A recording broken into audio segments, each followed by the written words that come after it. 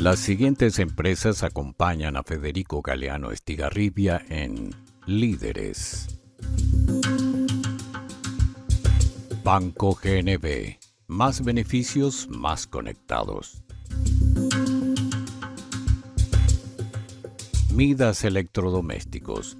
Lo mejor para tu casa lo tiene Midas. Compromiso Láser Import. Volvo EX30. Seguro, sostenible y 100% eléctrico.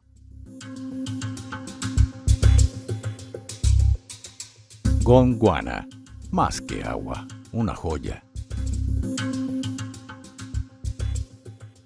Coexma. Creando ambientes corporativos desde 1998. Cavipal Metalmec. Una industria metalúrgica orgullosamente paraguaya que acompaña el crecimiento del país.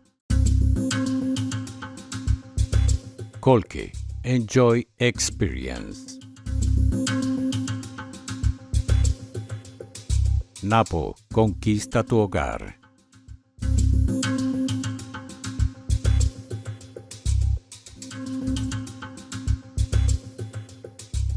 Señores, buenas noches. Soy Federico Galeano Estigarribia. Bienvenidos a Líderes. En el programa de esta noche, el invitado es el sacerdote Cristian Rodríguez. Con él vamos a conversar acerca de los desafíos y retos que tiene la Iglesia Católica en el mundo actual.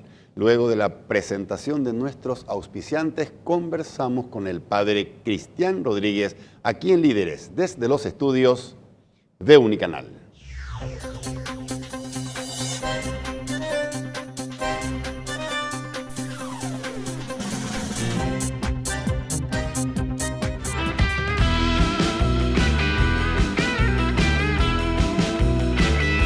Las tarjetas de crédito del Banco GNB vienen cargadas de más beneficios para disfrutar todos los días. Solicita la tuya acercándote a una sucursal o comunícate con nosotros al 417-6000. Entérate más ingresando a www.bancognb.com.py. Banco GNB, más beneficios, más conectados.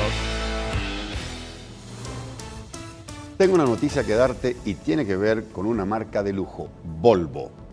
Llegó a Paraguay el nuevo Volvo EX30, un SUV 100% eléctrico con autonomía de hasta 480 kilómetros. Disfruta de toda la seguridad y conectividad que solo Volvo puede ofrecerte.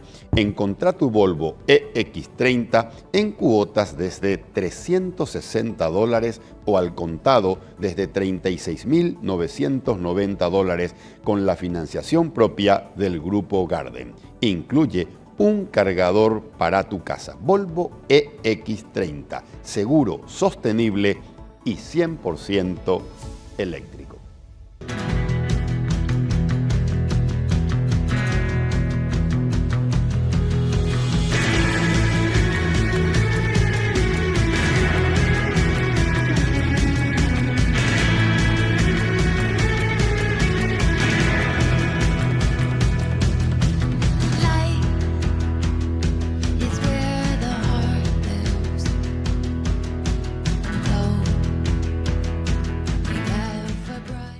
Ahora quiero hablarte del agua más pura del mundo. El agua mineral Gondwana llega desde un acuífero donde el agua se mantuvo inalterable desde hace más de 400 millones de años. Por eso, Gondwana es el agua más pura del mundo, premiada y reconocida por su sabor superior y su pureza inigualable por chefs y sommeliers europeos. Gondwana, más que agua, una joya. Hacemos una pausa de 1 minuto y empezamos a conversar con el padre Cristian Rodríguez aquí en Líderes.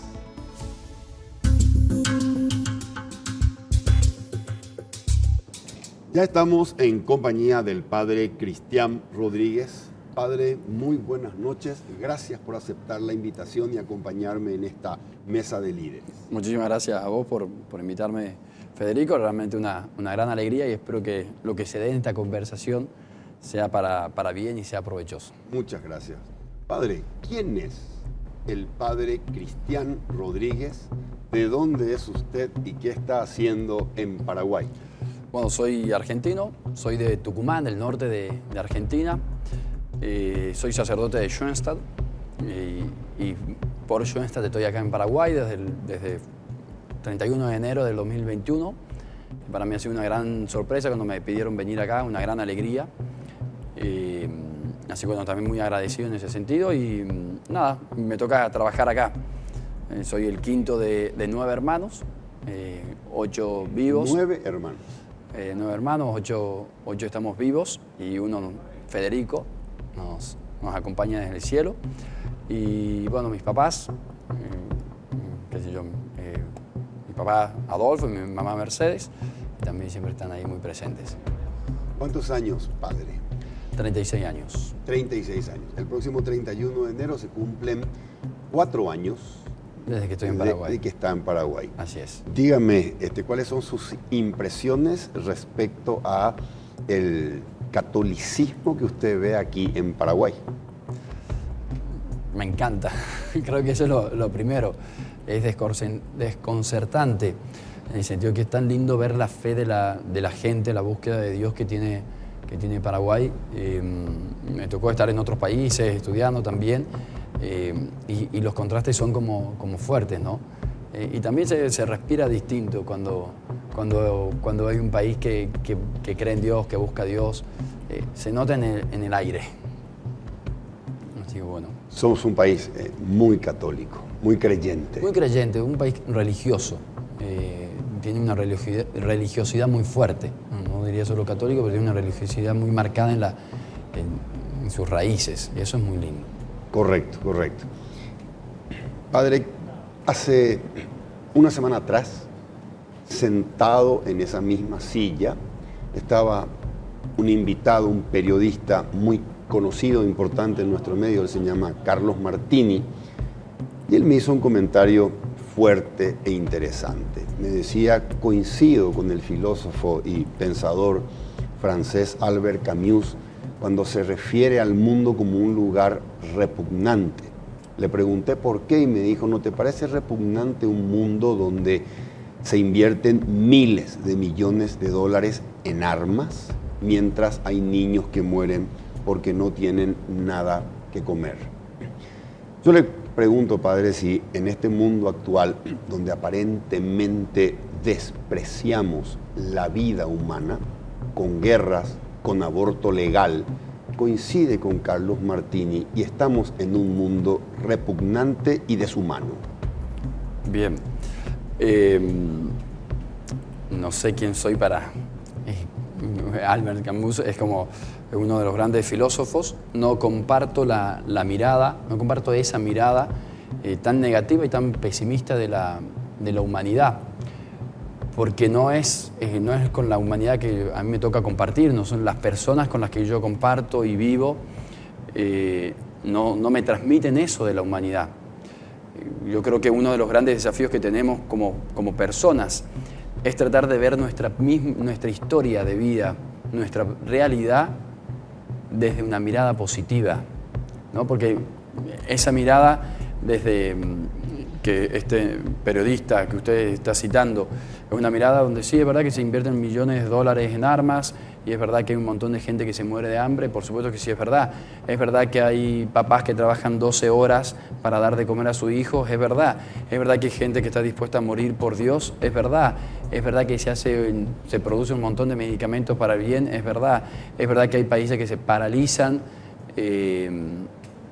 para hacer el bien cuando hay una catástrofe, también es verdad. La pregunta es cómo queremos mirar nuestra historia, cómo queremos mirar la humanidad, ¿no? Según cómo la miremos, también vamos a enfrentar este mundo de una mirada como más positiva y más esperanzadora del mundo y de la persona, del hombre, de los propios vínculos personales. Porque al final, si yo tengo una mirada muy negativa del mundo como mundo, no lo conozco a este periodista, no me refiero a él, sino me refiero como, no hablo específicamente de él, pero me refiero como una mirada más negativa de la humanidad. Es probable que también en los vínculos que tengamos alrededor, tendamos a mirar las cosas también más negativas y a nosotros mismos, ¿no? Siempre digo Si al mundo o si a los demás los tratamos con exigencia, ¿con cuántas más exigencias nos tratamos nosotros mismos? Cuando hay personas que son muy exigentes con los demás, uno si profundiza en esa persona te das cuenta que es 10 veces más exigente consigo misma, ¿no? Y eso es un desafío dentro del mundo actual, del que nos toca vivir. No sé cómo era antes, yo creo que hoy es así.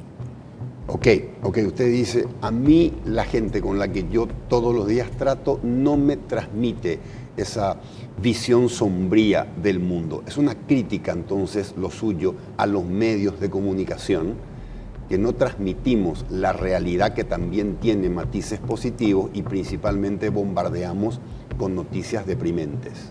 Para ser muy sincero, y esto habla tal vez mal de mí y pueden decir que la iglesia vive una burbuja, no soy una persona que vive consumiendo permanentemente lo que son los medios de comunicación, entonces no me voy a sentar a criticarlos para nada, porque no los consumo. Eso es lo primero. No los consumo porque no tengo tiempo, principalmente. Creo que nunca quise criticar a los medios. Hay medios que publican cosas muy lindas y otros que publican cosas para vender, y otros que publican simplemente noticias que son más negativas. Cada uno publica lo que quiere en este mundo actual y lo que vende. Eso también es una realidad. Yo soy una persona que, como sacerdote, también me toca acompañar a un montón de personas. Y te toca acompañar a la persona con todas sus debilidades y pequeñeces. Y soy consciente de mis debilidades y mi miseria y pequeñeces también. No es que no veo las cosas negativas, pero soy consciente en el fondo que hay mucho más. Que eso no es lo más profundo, no es lo más nuestro. Lo más nuestro es la bondad. Ok, le quiero hacer una pregunta que me surge mientras lo escuchaba a usted rezando. ¿Cómo tenemos que rezar? Yo quiero saber si cuando rezamos siempre tenemos que agradecer, siempre tenemos que manifestar nuestra idolatría, y si está bueno también pedir siempre. ¿Soy peor católico por ser muy pedigüeño cuando rezo? Bien. Primero, la palabra idolatría no me gusta. ¿Por qué? Porque en general, perdón que te lo diga así directamente, la palabra idolatría en general en la Biblia siempre tiene una connotación justamente de la idolatría hacia los dioses, no hacia el Dios único, Dios verdadero. Tiene una connotación negativa a lo largo de toda la Biblia. Pero en ese sentido se entendió perfecto a lo que te referías. Mira, todos los seres humanos somos totalmente distintos. Y esa es nuestra riqueza. Y el vínculo con Dios es tan personal que en el fondo no hay una forma para rezar. Yo no te puedo decir cómo tenés que rezar. Porque a medida que vos te vas acercando a Dios y también a medida que vas transcurriendo la propia vida, uno va cambiando su propia forma de relacionarse con Dios y por ende vas cambiando la forma de rezar, por una cuestión de lógica. A medida que un vínculo se profundiza, vos vas conociendo más a la otra persona, porque Dios es persona, vos vas conociendo más a la otra persona y vas en ese conocer, en ese vincularte con Él, te vas relacionando diferente. Y como tu propia historia va cambiando, porque tenés momentos de alegría, momentos de tristeza, momentos de desolación, de desesperación y momentos de plenitud. Y en cada momento te vas a vincular con todo tu entorno, no solo con Dios, según también cómo lo que vos estás viviendo, ¿no? Hay veces que con tu propia familia vos podés venir y ser la persona más afectuosa del mundo y otro día mejor salgamos todos corriendo porque está insoportable, ¿no? Entonces, en ese sentido, el vínculo con Dios es muy personal. No hay una receta para rezar, no existe una receta. Obviamente que hay formas donde uno puede expresar. Me decías si está mal ser pedigüeño. A mí me encanta ser pedigüeño y lo encuentro bueno. Hay mucha gente que dice, padre, bueno, solamente me acerco a la iglesia o a Dios cuando estoy necesitando algo. Yo digo, bueno, qué suerte que lo haces, pero lo ven como algo negativo. Bueno, qué suerte que cuando vos te das cuenta que tu propia limitación personal te dice hasta acá llegaste, que puedas poner la mirada en Dios y ir a pedirle algo. Porque te das cuenta que vos solo no podés y que necesitas a Dios. Eso me parece espectacular. Eso es muy lindo. Es reconocerte en tu limitación humana que necesitas a Dios, porque solo vos esa situación no la podés llevar. Y hay otros momentos donde uno interiormente está muy bien y es espectacular agradecer. Sí me parece un lindo ejercicio antes de ir a dormir, lograr agradecer al menos por una cosa de tu día, ¿no? Agradecerle a Dios por algo, porque ningún día es totalmente negativo, ningún día puede estar marcado por muchísimos dolores, por supuesto. No todos los días son iguales, pero siempre podemos encontrar algo. En medio del dolor podés agradecerle a Dios porque una persona que no era la que vos esperabas te fue a ayudar. Okay. Y fue tu día de dolor, ¿no? Okay. Entonces, nada, creo que hay muchas formas de expresar el vínculo con Dios, Okay. y es muy personal. Hace poco tiempo atrás estaba conversando con un compañero, ex compañero de colegio, muy querido, se llama Darío.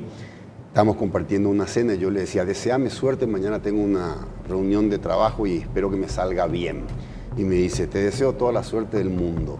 ¿Le pediste a Dios que te ayude? Le dije, no. Y me dice, ¿por qué no le pediste a Dios? Y le dije, porque yo no quiero gastar ningún cartucho pidiéndolo a Dios que me ayude en temas mundanos. Yo quiero juntar todos mis cartuchos, Dios no quiera, mañana tengo un problema de salud de familia y pedir allí todos mis cartuchos y decirle a Dios, nunca te pedí nada, bancame en esta. Y me dice, no es así, me dice Darío. Todo lo que hagas tenés que hacerlo con Dios. Todos los días tenés cosas que hacer, pedile a Dios que te bendiga para todas las cosas que tenés que hacer todos los días. ¿Tiene razón Darío? Por supuesto, tiene toda la razón. Bueno, aparte, yo le pido absolutamente todo. Nada, mientras que vos hablabas me venía a la cabeza un chico de la juventud masculina de Schoenstatt que me hacía bullying, básicamente. Me decía, bueno, no, si al país le salen bien las cosas porque reza. Porque claro, uno está con 10.000 cosas, entonces vas haciendo lo que podés en los momentos que podés, pero todo lo confío a Dios, ¿no? Entonces me quedó, siempre me acuerdo, y me sigue jorobando con eso, ¿no? Es que como reza le salen bien las cosas. Al país le va bien porque reza. Claro, pero no como algo, no sé, supersticioso, ¿no? No es eso, sino como confiar de que en cada paso de tu propia vida, de tu propia existencia, hay alguien que está detrás, ¿no? Y confiar esa situación, confiarla a Dios, ¿no? Es saber que las cosas no dependen solo de vos. Okay. Hay un montón de veces que vos vas a planificar todo, que le vas a dedicar todo el tiempo del mundo y te salen mal. Y hay un montón de veces que no planificaste nada y que las cosas se dieron de tal manera que salió. Creo que es como, en ese sentido, es como, nada, no podemos controlar todo. No se puede, simplemente no se puede. Padre, ¿cuáles son los principales desafíos o retos que tenemos los católicos en el mundo actual? Bien, así de primera yo creo que los católicos y no católicos creo que tenemos los mismos desafíos. La diferencia es como desde dónde, cuál es el enfoque y cuál va a ser el fundamento donde te sostenés. ¿Cuáles son los principales retos? Creo que no estoy a la altura de la pregunta, para ser sincero. No sé, no soy un intelectual ni un filósofo en ese sentido, pero creo que es renovar, así como la rápida, ¿no? Es como renovar la esperanza en Dios y la esperanza en los demás. Creo que vivimos en un mundo que vive en quinta, vive muy acelerado. Y nosotros los católicos, la pregunta es ¿qué podemos regalar? ¿Cuál es qué le podemos regalar a este mundo? Este mundo que es muy cambiante, a un mundo que en el 2000 es otra realidad del 2010 y muy distinta a la del 2025. 2024, que ya casi termina, ¿no? ¿Qué quiero decir con esto? El mundo cambia permanentemente y creo que nosotros los católicos, como católicos, tenemos algo que ofrecerle a ese mundo. Y lo que le tenemos que ofrecer es a Dios, ¿no? Es volver a poner la mirada en Él. Creo que ese es nuestro gran regalo a la humanidad. Es que la humanidad se vuelva a encontrar con un Dios que es amor. Un Dios que ama, un Dios que perdona y un Dios que supera y que va más allá de todos los desafíos de este mundo. Vivimos muy puesta la mirada en el éxito, cualquier éxito, ¿no? Generalmente lo económico hoy es un valor que está por sobre todos los otros valores. Vos podés ser brillante como empresario, multimillonario, y moralmente hablando o humanamente hablando, no ser realmente una persona muy dañada, muy herida y que deja mucho que desear. Pero bueno, le va bien porque es empresario, entonces hay que respetarlo, hay que tratarlo bien. No tengo nada contra los empresarios, por favor. Me salió empresario, pues vamos a decir cualquier otra cosa. Pero se entiende lo que voy, ¿no? Sí. Es como hoy el mundo ha puesto tanto el valor en el éxito y en el tener, que todos los otros valores, que en realidad son fundamentales para poder vivir una vida que busque la plenitud, parece que el mundo lo ha supeditado, están como por debajo de este valor. Y creo que ahí actuamos los católicos para tratar de poner la mirada en lo que realmente vale la pena, ¿no? Nosotros somos una iglesia de vínculos, y creo que hoy en un mundo donde los vínculos están tan dañados, nosotros los católicos tenemos para regalar los vínculos, que los vínculos van de la mano con el perdón, van de la mano con el amor, y van de la mano con la esperanza de volver a apostar por esos vínculos que más nos rodean y que están al lado nuestro. Correcto, correcto. Padre, tomé nota, muy interesante lo que me dijo cuando yo le pregunto cuáles son los retos. Volver a poner la mirada en Dios. Ahora, permítame ser honesto con usted. Cuando usted me dice, nuestro reto como católicos es volver a poner la mirada en Dios, es cuando un nutricionista o un médico me dice, tenés que mejorar tu calidad alimenticia. Entiendo lo que significa, pero no sé qué hacer. Necesito que me diga qué tengo que desayunar, qué tengo que almorzar para que yo pueda cumplir con ese reto. ¿Qué tengo que hacer en términos prácticos o cotidianos para volver a poner la mirada en Dios? ¿Más rituales católicos? ¿Ir a misa más que los domingos? ¿Qué significa en términos prácticos o cotidianos? Volvamos a poner la mirada en Dios. Bueno, ojalá que vaya más de los domingos a misa, eso ya sería muy lindo, pero no lo pensé en realidad desde el término más desde los rituales, pero por supuesto, a ver, ¿cómo empieza el camino? El camino de la vida es un camino también a la conversión, ¿no? No hay nadie que en su vida siempre en este camino nos vamos convirtiendo y nos vamos acercando cada vez más a Dios. Quizás lo primero que me viene cómo poner la mirada a Dios es reconocer que no todo depende de vos, que lo dije en algún momento, no todo depende de uno. Y es darte cuenta que hay como muchas cosas que te sobrepasan y que no vas a poder. Y ahí es donde le podés confiar al Señor lo que podés y lo que no podés. Y en términos prácticos, que te gustan los prácticos, yo creo que es bueno rezar más. Creo que nos hace bien rezar, dialogar con Dios. Cada uno reza distinto, lo decía al principio, ¿no? Dialogar con Dios. Como sabés, hay gente que le gusta el rosario, hay gente que se duerme rezando el rosario, hay gente que le gusta hablarle a Dios, hay gente que le gusta cantar y agarra una guitarra y canta. Pero bueno, son todas formas de vincularnos a Él. Creo que tenemos cada uno, desde su propia personalidad y de su forma de ser, se vincula a Dios de una manera distinta, ¿no? Es como, creo que eso nos hace bien. Y lo práctico sí, rezar a la mañana, rezar a la noche, ir a misa, hablarle a Dios, ponerle en sus manos todas tus situaciones. Creo que eso nos hace bien, pero es reconocernos criaturas. Se trata de eso, somos limitados, somos frágiles, somos criaturas, ¿no? No podemos todo, hoy, no sé, hoy hay de todo. Y el ser humano y la tecnología avanzó un montón, y sin embargo seguimos siendo limitados. Viene una pandemia y se frena todo, ¿no? Y no podemos contra eso. Correcto. Me encanta esto porque estoy entendiendo que existen dos tipos de conversión. Una formal, que tiene que ver con este bautizado, he hecho la primera comunión, he hecho la confirmación, y todos esos rituales me convierten desde el punto de vista formal, pero hay otra conversión diaria que la tengo que renovar permanentemente para mantener la mirada en Dios. Me encanta esto.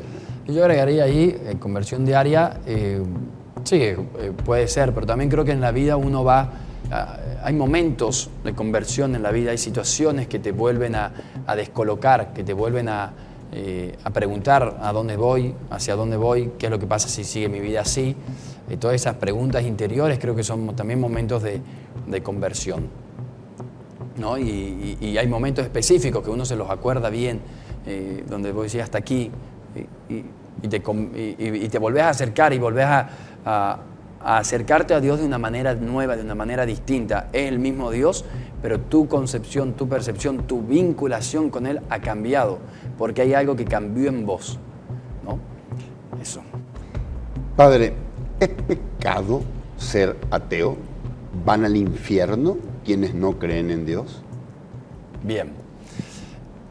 ¿Sabías que la iglesia no puede decir que hay alguien en el infierno? No puede. O sea, la iglesia te puede decir hay gente en el cielo, ¿no? Hoy mismo, dice Jesús al buen ladrón en la cruz, hoy mismo estarás conmigo en el paraíso, ¿no? Podemos decir que hay alguien en el cielo. Todos los santos están en el cielo. La iglesia tiene la potestad, podría decirse, de decir que hay gente en el cielo. Ahora bien, la iglesia no puede decir que hay alguien en el infierno, porque no tenemos ni idea qué pasa en el último segundo de la vida de la persona y no tenemos idea ni dimensionamos la inmensa misericordia que tiene Dios. No podemos condenar a nadie. No podemos decir que hay alguien en el infierno. Y un ateo, ¿quién es el ateo? El ateo es el que niega la existencia de Dios. Cuando vos estás enojado con alguien, no quiero saber nada de esa persona.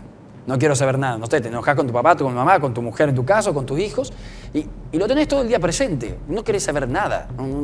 Te lo querés sacar de la cabeza y al final siempre está, ¿no? Es una forma profunda de vinculación el ateísmo, porque es desde la negación. Dios no existe y tengo que demostrar permanentemente que Dios no existe. Es una forma desde el enojo, no es la mejor forma de vincularte a Dios, pero es una forma donde finalmente Dios está realmente muy presente en tu vida. ¿Por qué estás enojado con Él? Porque lo tenés que negar. Pero de todas maneras, eso es como el término, el ateísmo, ¿no? He conocido un montón de gente que no cree en Dios. Y gente espectacular. Y gente que realmente es admirable y es muchísimo mejor que yo. Entonces, primero, la iglesia no condena a nadie al infierno, no lo puede hacer, no tenemos la potestad. Al cielo sí, ¿no? Eso es lo primero. Lo segundo es que, ¿quiénes son los que se salvan, no? Jesús ha venido a salvarnos y es muy claro, el día nos pasó el examen antes de tiempo. Nos dijo, vengan a mí, benditos de mi Padre, porque tuve hambre y me diste de comer, estuve desnudo y me vestiste, estuve enfermo, me fuiste a visitar, estuve preso y me fuiste a ver. Ese es nuestro examen final. El amor, ¿no? Dios es amor y ese es nuestro examen final. Y por ahí vamos a ser juzgados, en la medida de nuestro amor. No en la medida de tu religiosidad. Por favor, recen, vayan a misa. Nos hace bien. ¿Por qué? Porque estás todo el día en esa búsqueda del Señor. Pero al final se trata de los actos de amor concretos que hacemos en el día a día. ¿Es el infierno un sitio, un lugar o un estado? Bien, vamos al Evangelio. Acordate que cuando estamos con Jesús, me viene a la cabeza la escena donde hay un endemoniado, Jesús lo expulsa y los demonios le ruegan, primero que no lo eche, después le ruega que al menos le permita, porque los manda al infierno, que al menos le permita estar en los cerdos. Vos decís, siempre me ha impactado esa escena, porque vos decís, ni los mismos demonios tienen ganas de estar en el infierno. Y le piden si podía al menos estar en los cerdos. Va a los cerdos, todos los cerdos se caen en una piara de cerdos, se caen al precipicio, se matan una vez que van ahí, ¿no? Es un relato del Evangelio de Jesús. Entonces, bueno, viéndolo desde ahí, sí, aparentemente es un lugar, es un estado. No, hay algunos santos que han tenido algunas visiones, pero que esas podés creer o no, porque son visiones de santos, no es verdad de fe. No es que la iglesia dice así. Y hay santos que han tenido visiones del infierno que no se las han olvidado nunca más, como un estado de soledad, de dolor, de sufrimiento. Eso es la vivencia que han tenido algunos santos, como que lo han experimentado en lo más profundo de su alma. Padre, pasando un poco a otro tema, recientemente, la semana pasada, el Vaticano ha presentado un calendario de actividades para el Año Santo 2025 y dentro de las actividades hay una actividad que está organizada por el Vaticano y que es una actividad para la colectividad gays, lesbiana, bisexual, trans, LGBT, con el objetivo de promover la inclusión. La Iglesia Católica organizando esta actividad. ¿Cuál es su opinión?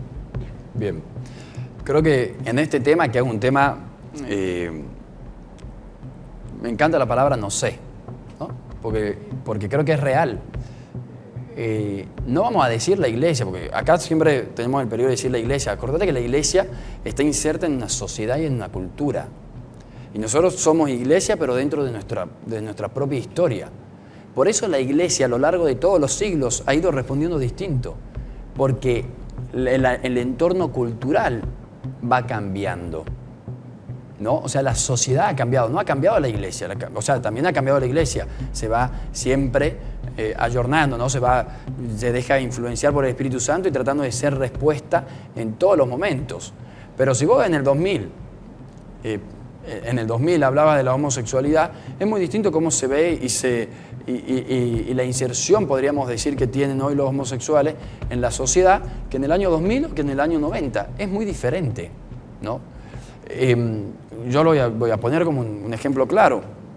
Yo tengo un amigo mío, soy de Tucumán, una sociedad más bien conservadora, es homosexual y se fue. Se fue a Buenos Aires, habitualmente pasaba eso. Los de mi hermanita no se van a ninguna parte. No se sienten echados, podríamos decir. Nadie los echó. Pero también es una forma de, a lo que te quiero decir, lo que ha cambiado también es la sociedad, la concepción, eso es lo que ha ido cambiando. Y la iglesia, en el contexto cultural en el que nos encontramos, que es un contexto cultural bien desafiante, porque tiene muchos cambios muy rápidos. Es una sociedad que quiere cambiar permanentemente, o que el mundo te lleva a cambiar tanto, y la iglesia tiene el desafío de tratar de responder y de vislumbrar qué es lo que Dios quiere, y también regalar una estabilidad. Son las dos cosas, ¿no? El ayornarse, el cambiar, el ir respondiendo a los desafíos del momento actual, pero también regalarle a la sociedad y al mundo cristiano una estabilidad, un fundamento donde vos decís, bueno, acá estoy bien, porque necesito un fundamento para seguir en mi vida y en mi historia. Y la iglesia tiene ese desafío. La iglesia ha generado a lo largo del año 2025, que es el año del jubileo, que se da justamente cada 25 años, ha generado esta instancia, que no sabemos, porque en el fondo todavía no hay que ser sinceros, o sea, todavía no tenemos todos los programas y todas las actividades del jubileo con el Papa, pero es una instancia de diálogo, es una instancia que le encuentro muy positiva. La iglesia es madre, no te olvides de eso. Y una madre recibe a todos sus hijos, ¿no? Y la iglesia es abierta a todo el mundo y a todos, y todos tenemos un lugar. Todos tenemos un lugar. La iglesia, como madre, recibe a todos sus hijos, como vienen, con lo que son y con lo que tienen. Ok. Algunos conservadores, católicos más conservadores, cuando escuchan hablar al Papa Francisco sobre este tema, lo cuestionan y lo tratan es un Papa muy progresista. Otros católicos más liberales, en cambio, lo cuestionan al Padre y consideran que es conservador y que no se atreve a hacer las transformaciones que tienen que ver con ayornar la iglesia a estos cambios sociales que mencionó Padre. ¿Cuál es su opinión respecto al Papa Francisco? Bien, antes de la opinión del Papa Francisco, creo que la iglesia como iglesia estamos respondiendo y estamos cambiando. Y creo que mi experiencia con las personas homosexuales que me toca acompañar, creo que nosotros no les cerramos las puertas, ¿no? Eso me parece importante como remarcarlo. Por supuesto, yo creo que ahí hay una pregunta, ¿no? Muchas veces uno toma distancia. No es que la iglesia te sacó. Muchas veces uno es el que toma distancia porque considera que yo acá ya no puedo estar, yo no soy merecedor, Dios no me va a querer, no tengo idea en ese sentido, pero estamos hablando de personas concretas y creo que en ese sentido hay que ser muy delicados y por eso la invitación es como... primero a sincerarse uno mismo, ¿es la iglesia la que te cierra las puertas? O en realidad vos experimentás o vos cerrás las puertas porque ya considerás que no podés ingresar. Por supuesto que también creo que en ese tema y en todos los temas también la iglesia tiene sus principios, tiene sus valores y trata en cada momento de la historia reinterpretar la comprensión de esos principios. Los principios son los mismos, la base es la misma. Ahora la comprensión y la interpretación de ellos puede cambiar porque la historia y la sociedad y la cultura van cambiando. Y en relación al Papa Francisco, yo lo admiro muchísimo y el hecho que vos digas... Hoy podemos decir, bueno, hay gente que está de acuerdo, gente que está en contra de este tema y de miles de temas más también. Habla de la cercanía del Papa Francisco. Habla de que él se muestra como desde su propia humanidad también. Siempre ha sido muy sencillo, muy humano, muy cercano, muy franco, ¿no? Y por eso también podemos, porque muchas veces a lo largo de la historia y también por las propias culturas, ¿no? Uno no se imaginaba que te podías sentar a hablar mal, a decir no estoy de acuerdo con el Papa. Nunca. No. Creo que la gente no, y en público menos que menos, y menos con una cámara al frente, ¿no?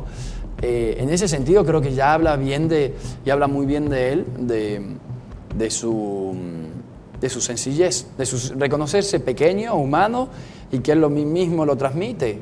Es el Papa, está al servicio y es humano como el resto, ¿no? Okay. En ese sentido, bueno, estarán los que están más de acuerdo con el Papa y menos, pero bueno, por eso mismo siempre tenemos que rezar y él pide mucho que recemos para que el Espíritu Santo sea el que lo conduzca. De mi parte, lo admiro mucho, creo que los últimos papas han sido papas realmente santos y han sido los papas que necesitábamos para cada momento, ¿no? Cada uno con su sello, con su acento, han ido regalando a la iglesia y al mundo realmente ha sido luz. Ok. Padre, me decía recién, la iglesia es madre, una madre que recibe a todos. Ok, es correcto. Ahora yo le pregunto si la iglesia, esa madre, ella, no tiene ciertas características machistas, porque solo pueden ser ministros, sacerdotes, ellos, los hombres. Y las hermanas tienen una jerarquía inferior. No hay una madre, una monja con el mismo nivel de jerarquía que tiene, por ejemplo, un obispo o un cardenal. No es mi experiencia, ¿no? Si hay alguien que el que está dentro de la iglesia sabe que las mujeres de la influencia y por supuesto, a ver, creo que son como dos cosas distintas. Primero, lo primero yo diría no hay que ponerlo al sacerdote como algo superior, ¿no? Eso creo que es la primera diferencia. No hay que poner al sacerdote como es sacerdote en un escalón superior distinto al resto de la humanidad, ¿no? No, yo me refiero dentro de la jerarquía de la estructura católica. Es que depende a qué jerarquías. O sea, si estamos hablando de la celebración de la misa es una cosa, pero si estamos hablando de jerarquía, hay un montón de mujeres que tienen cargos mucho más importantes que yo en la iglesia y que tienen mucha más injerencia que cualquier obispo. Porque hay mujeres que trabajan en el Vaticano, que están tomando decisiones fundamentales para la iglesia y 25.000 millones de jerarquía más y de influencia a nivel mundial, a nivel eclesial, a nivel de iglesia, que yo y que muchos obispos. En ese sentido, lo que pasa es que ahora si hablamos de la parte en relación a eso, hay un montón de mujeres que tienen mucha injerencia y que vos y yo somos testigos que el Papa cada vez ha ido insertando dentro de la propia jerarquía de la iglesia y dándole lugares de autoridad a las mujeres cada vez más y hacia allá va. Ahora el sacerdocio como sacerdocio es otro tema, ¿no? Es la celebración de la Eucaristía, la celebración de los sacramentos. Y ahí sí es exclusivo al sacerdote y estamos en un tiempo de mucho diálogo como iglesia y de reflexión, pero hasta el momento siempre ha sido categórica en eso porque desde todo el punto de vista de la interpretación, primero de la interpretación bíblica y segundo de la tradición, ¿no? Jesús cuando elige 12 varones, no 12 mujeres, ¿no? Elige a los 12 discípulos. Siempre ha habido mujeres alrededor, siempre han estado. No es que sean menos importantes, pero Jesús toma 12 varones, ¿no? Él lo hace. Y cuando funda la iglesia, le dice a Pedro, tú eres Pedro y sobre esta piedra construiré mi iglesia, ¿no? Y la toma. Bueno, no podemos cambiar, es lo que hizo Jesús y nosotros lo seguimos a Él. Creo que pasa por ahí, pero a nivel jerarquía, no, la mujer tiene muchísima jerarquía dentro de la iglesia. Correcto. ¿Se puede seguir avanzando y creciendo en ese aspecto? Sí, creo que hacia allá va. Está bueno. Creo que es bueno aclarar. Ok, me interesa volver a Dios y volver a la espiritualidad y lo que me decía Padre al principio, volver la mirada a Dios. Leía hace poco un libro, el libro trata acerca de la Segunda Guerra Mundial y las experiencias de alguien que sufrió la tragedia de los judíos. El autor del libro, en un determinado capítulo del libro, dice: quien ha vivido los horrores de un campo de concentración empieza a dudar de la existencia de Dios. Lo que está queriendo decir el autor tiene que ver con: no entiendo el silencio de Dios ante el sufrimiento de los inocentes. Me vienen varias cosas a la cabeza. ¿Qué hace Jesús frente al sufrimiento? Vamos a lo bíblico. Cuando a la madre se le muere el hijo, Jesús llora y sufre. Cuando muere Lázaro y ve el dolor de Marta y María, Jesús llora. Jesús no ha venido al mundo para no hacer nada. Jesús se pasa toda su vida pública sanando a los enfermos, curando a los que están mal, expulsando a los demonios y predicando el reino de los cielos. O sea, Jesús se pasa haciendo el bien y anunciando el evangelio a los pobres, ¿no? En un momento de duda, San Juan Bautista le dice: ¿eres tú el que ha de venir o tenemos que esperar a otro? Y dice: díganle a Juan lo que ustedes han visto. Los ciegos ven, los mudos hablan, se expulsan los demonios y se anuncia el evangelio a los pobres, ¿no? Jesús ha venido a hacer el bien. No es indiferente frente al dolor, no es indiferente frente al mal y no es indiferente frente al sufrimiento de las personas ni la enfermedad. Ese es Jesús, ¿no? Ha venido a este mundo y ha sufrido este mundo y ha padecido en la cruz. O sea, Él ha sufrido, ha muerto por nosotros para salvarnos, para darnos una esperanza. Ahora, volviendo al campo de concentración. Bueno, te escuchaba y lo primero que me viene es Viktor Frankl, que cuando el hombre busca el sentido, ¿no? Nadie es, y Dios quiera que nunca más se repita en la historia, un campo de concentración, el dolor y el sufrimiento y las atrocidades del campo. Pero sí puede cambiar, y él lo relataba en su libro, que personas que habían salido del campo de concentración tenían los mismos comportamientos de violencia de lo que ellos habían recibido. Y otras personas, por el contrario, no las tenían, ¿no? ¿Y cuál era la diferencia? La diferencia era la esperanza, la diferencia era un Dios, la diferencia era la capacidad también, sin juzgar a los que no lo lograron, la capacidad también de encontrar, a pesar de todo el sufrimiento que han vivido en el campo de concentración, lograr encontrar a Dios. Ahí me viene mi fundador. Mi fundador estuvo en Dachau, en el campo de concentración, el padre Kentenich, y salió renovado. No tiene sentido. Los escritos que tiene de esperanza dentro del campo de concentración no tiene sentido, porque vos decís, el campo de concentración es dolor, es sufrimiento, es hambre, es incertidumbre. También hay un rabino, la verdad que no sé, pero que estuvo en Auschwitz, que decía, le hacen la pregunta, bueno, pero después del campo de concentración vos no podés hablar que existe un Dios. Él dice, no, justamente como yo hablaba con Dios en el campo de concentración, soy consciente que Dios existe, ¿no? Tiene mucho que ver también frente al sufrimiento, frente al dolor, frente a la desesperanza, dónde estamos arraigados. Permítame, Padre, volver un poco atrás. Me había dicho antes que estamos viviendo un modelo de sociedad en donde el éxito tiene que ver con lo que proyectamos en el mundo exterior. Me decía usted, subordinamos valores fundamentales y priorizamos el éxito que tiene que ver con lo que proyectamos, que hoy se exacerba con todas las redes sociales. Yo lo que quiero saber es si es pecado vivir con esta especie de bulimia del consumo que vivimos. Tenemos un celular, pero salió el nuevo, salió el 15, entonces desecho el celular anterior que tiene 2 años y que anda perfectamente para comprarme el último modelo.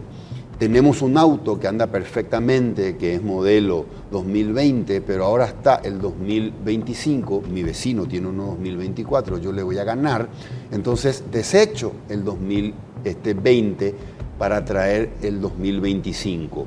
Gastamos mucho dinero en cosmetología, en maquillaje, gastamos mucho dinero en nuestras mascotas, en ropas muy caras.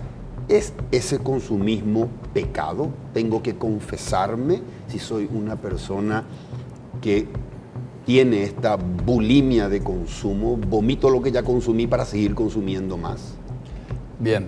Bueno, primero, para mí lo primero es que no hay que ver la vida como pecado o no pecado, ¿no? Porque si no, es como, hice esto, estoy condenado al infierno, hice aquello, estoy salvado, ¿no?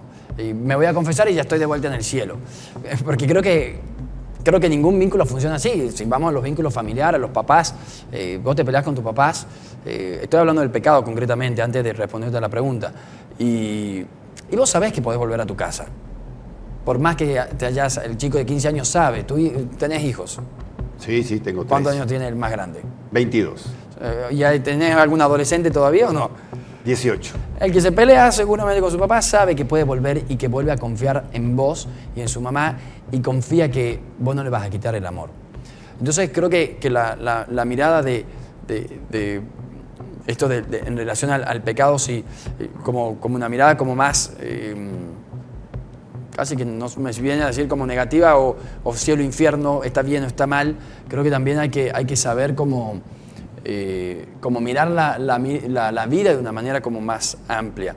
En relación al consumismo viene la palabra, o sea, cuando comer hace bien, es necesario. Por supuesto que sí. Sin embargo, sí me confieso cuando cometí gula. ¿Qué significa cometer gula? ¿Qué es el pecado de la gula? Es que el exceso, ¿no? Es el exceso. La gula es el tomar en exceso al punto de que le hace mal a mi organismo, comer en exceso al punto que le hace mal a mi organismo y no me estoy cuidando. Bueno, ahí te confesás. ¿Pero comer está mal? No está mal. Claro. No me voy a poner a juzgar. Es pecado que te compres un auto nuevo. Nunca se me ocurriría juzgar a alguien porque cambió el auto, cambió el celular. No. La pregunta es ¿dónde tenés la mirada? ¿Dónde vos como persona tenés puesta la mirada? ¿No? Y creo que pasa por ahí. ¿Dónde ponemos la mirada nosotros? Ok. Perfectamente claro. Padre, le voy a hacer una pregunta y respóndamela luego de la pausa porque tenemos que hacer una pausa, me lo está indicando aquí el director. La pregunta es, ¿el celibato debe ser obligatorio o debe ser voluntario?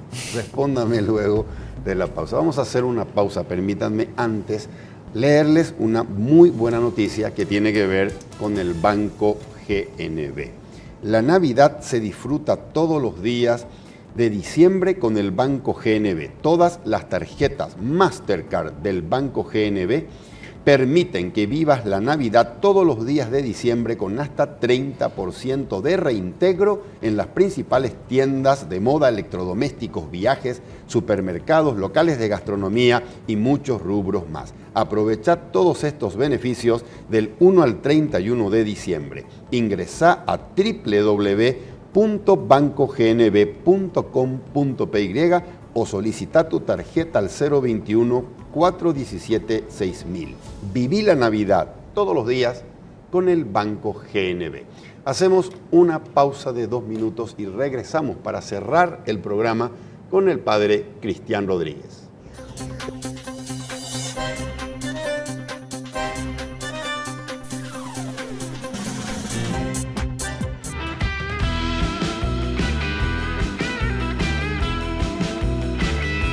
Las tarjetas de crédito del Banco GNB vienen cargadas de más beneficios para disfrutar todos los días. Solicita la tuya acercándote a una sucursal o comunícate con nosotros al 417-6000. Entérate más ingresando a www.bancognb.com.py. Banco GNB, más beneficios, más conectados.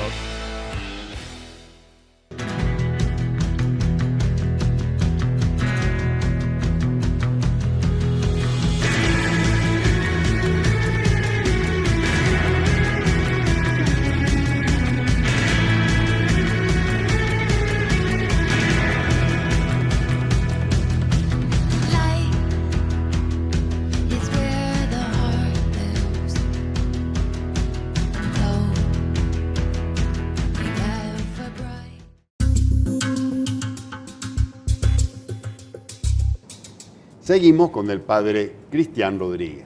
Padre, ¿el celibato debe ser obligatorio o debe ser voluntario para los sacerdotes? El celibato, lo primero que me viene a la cabeza, porque hay que decir que en la pausa no le he pensado a la pregunta, pero lo primero que me viene a la cabeza es que el celibato es, cuando yo decidí ser sacerdote, sabía a lo que me estaba comprometiendo y la implicancia que tenía. De la misma manera que cuando uno se casa, en el plano ideal, cuando uno se casa, sabe que se compromete, y ojalá sea así siempre, a la fidelidad a la otra persona. Y te comprometes a esa fidelidad con la otra persona para toda tu vida. Y eso implica en todos los momentos, en todas las circunstancias de la persona que está al lado tuyo, ¿no? Y eso desde el punto de vista católico, y vos juraste eso en el altar ese día, ¿no? En la salud, en la enfermedad. Y ahí vas a estar, y te lo cambio, digamos, hoy vivir un matrimonio en fidelidad también es un gran desafío, pero vos cuando te casás sabías que venía, ¿no? Porque la vida también está llena de desilusiones que te quieren poner la mirada en otra parte, ¿no? Y ahí está el volver a apostar por esa promesa que vos hiciste un día, volver a apostar por ese matrimonio al que vos te comprometiste y volver a renovarlo por vos, por tu mujer y por tus hijos, que muchas veces el vínculo matrimonial está muy mal o desgastado y los hijos siguen siendo un soporte de ese matrimonio porque hay un bien mayor mucho más grande. Ahora vamos al celibato. El celibato no, cuando yo decidí ser sacerdote, sabía que iba a ser célibe. Primero, yo creo que hoy ninguna mujer me bancaría, ya hace rato. ¿Por qué? Porque por el propio estilo de vida que tengo. No puedo, uno como varón también, vos querés saber que podés sostener a la otra persona, que la podés acompañar, que le podés dar esa seguridad que la otra persona necesita. Sabés que le querés regalar lo mejor si la vida te trae hijos, dar la vida por tus hijos y que tu mujer y tu hijo estén a salvo y puedan lograr sus objetivos, ¿no? Yo no puedo cumplir nada de eso. Yo necesito levantarme, rezar mucho, empezar mi día con cierta serenidad, celebrar misa todos los días. Si tengo la misa de 19:30 y mi hijo está enfermo, mi hijo tiene algo, no voy a querer celebrar misa. Mi hijo se está muriendo, ¿no? Por ponerlo así. Nuestra vida necesita y nos pide una disponibilidad a Dios y por ende a los demás muy grande, que nos lleva a no poder dedicarle el tiempo que se merece una mujer o los hijos. Padre, me decía al principio que papá se llama Adolfo y mamá Mercedes. Así es. ¿Qué valores le enseñaron Adolfo y Mercedes? Todos, por defecto o por exceso. Yo siempre digo que uno de los papás aprende de las dos cosas, ¿no? De sus virtudes, porque las recibís desde que naciste, y también de sus defectos, porque decís, bueno, estas cosas no las quiero imitar. Mis papás están casados ya hace 43 años, si no me equivoco. Decía al principio que somos 9 hermanos. Un hermano mío murió de bebé, 8 con vida. Y bueno, mis papás siempre nos han inculcado a Dios. Mi mamá, con todo el cariño que se merece, era lo más pesada del mundo. Porque vos estabas a la mañana con sueño, 6 de la mañana, te tenías que ir al colegio. Nos subíamos al auto, éramos 8, imagínate el criterio que implica a las 6 de la mañana mover 8 personas, más o menos. Y la mamá decía, bueno, vamos a rezar. Y vos no querías saber nada, ¿no? No querías saber nada de rezar en ese momento porque estabas en mal humor, porque era de la mañana temprano y ya que estoy de sacerdote, ¿no? Mi papá igual, yo me acuerdo ya de sacerdote, me parece que estábamos conversando y le pregunto algo y mi papá me empieza a relatar un pasaje bíblico, ¿no? Y yo lo miraba con mucha admiración, ¿no? Qué lindo tener papás que me transmitieron la fe. Eso es lo primero. Lo segundo, la unidad, ¿no? En mi casa siempre nos han transmitido la unidad como hermanos, como familia. Creo que eso es un gran regalo. Y nos han respetado siempre nuestros espacios. Siempre han fomentado que nosotros como hermanos somos 8, ¿no? Entonces que tengamos nuestros propios espacios de vinculación entre nosotros. Siempre han fomentado, mi papá sobre todo, porque la familia de mi mamá es muy grande, fomentaba siempre que algún momento, si salíamos de vacaciones, que tengamos un momento de familiar solamente la familia chica, que ya éramos 10, ¿no? Creo que eso también, la fe, la educación y la unidad familiar, ¿no? Han dado su vida y la siguen dando por nosotros. Qué lindo, padre, qué lindo. También tiene sus defectos, pero los admiro muchísimo. Qué gran gusto conversar, padre. Muchas gracias nuevamente por acompañarme en el programa y espero que en el año 2025 podamos repetirla. Muchas gracias y bendiciones. Muchas gracias, padre. Soy Federico Galeano Estigarribia. Esto fue Líderes. Buenas noches.